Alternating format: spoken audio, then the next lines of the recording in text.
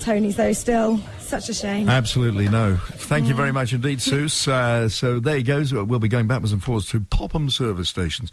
It's 23 minutes past 7. Tony Blackburn here with you through till 10 o'clock, and then, of course, Anne Diamond will be along. It seems volunteering in sport is definitely part of the Berkshire legacy of London 2012. 600 people have signed up to do the Sportsmaker programme and giving up a total of 4 months of their time over the last year to help at local clubs, in schools and sporting events like half marathons. Kirsty Heath has been running the programme through a great Get Berkshire Active. That's right. Have you managed to get Berkshire active? We are trying very hard to, yes.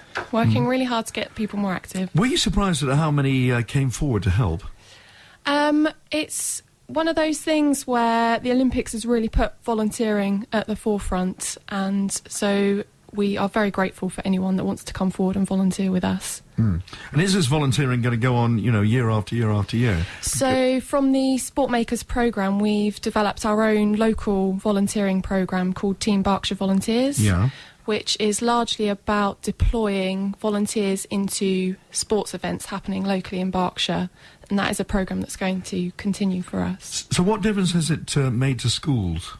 What difference has it made? Yeah. It's made... And also local events as well. Yeah, so we've had lots of school sport competitions happening, and we've deployed some adults into those competitions to help with scoring, officiating, keeping the young children under control and making sure they're in the right place at the right time. So when you become a volunteer, tell me exactly what happens. I mean, are you volunteering just to make sure, it's the people, the stewards standing there at half marathons and things like that? Well, now that we've had the Games Makers at the Olympics, it's a lot easier to explain it to people because it's like the localised versions of the Games Makers. They're coming along to events, meeting and greeting people, being enthusiastic, trying to inspire them, encourage them, motivate them to do their best at that event. Now, you don't get a uniform though, do you?